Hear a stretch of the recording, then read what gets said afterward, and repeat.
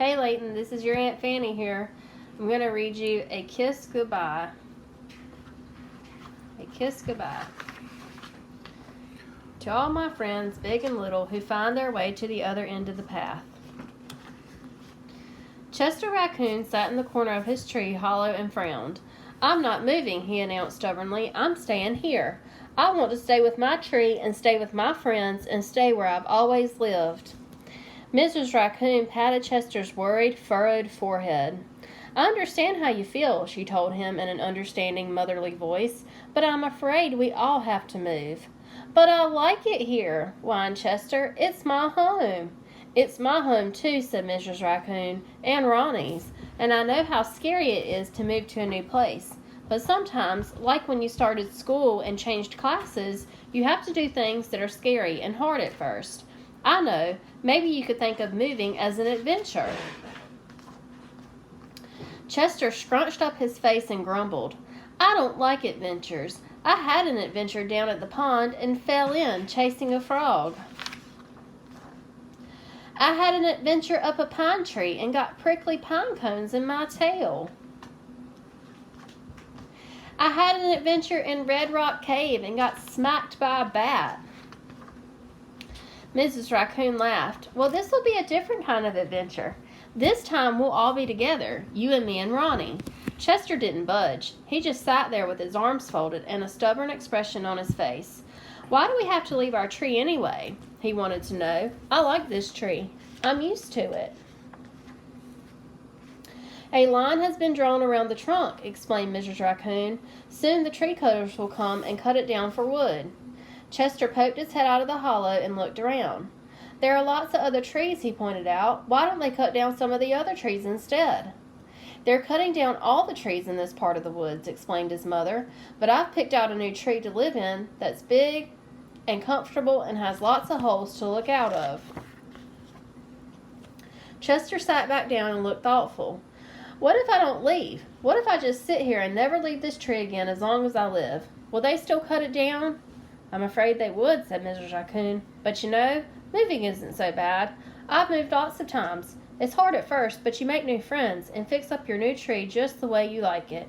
Besides, don't you think you'll get a little lonely if you stay here? The deer are moving and the squirrels, and so are the skunks and foxes. Don't you want to stay with your family?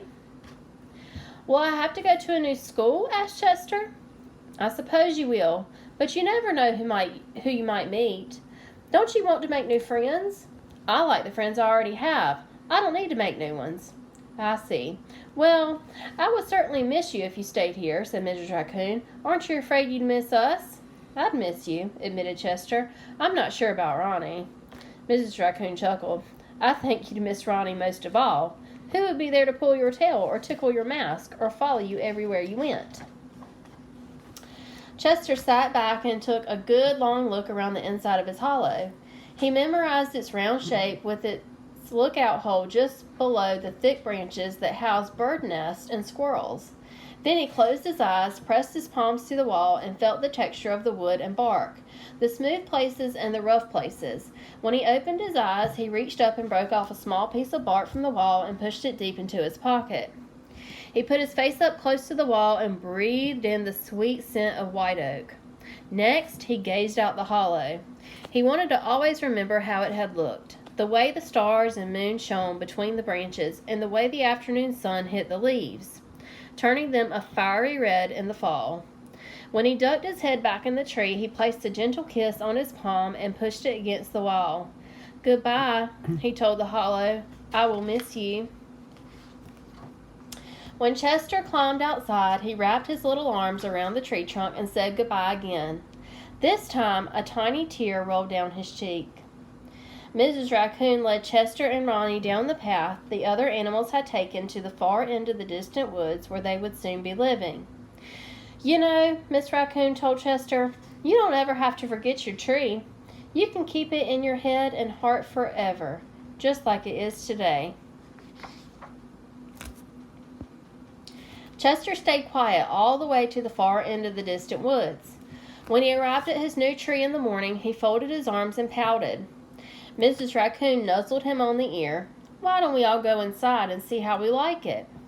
Chester followed his mother and brother into the tree hollow and looked around.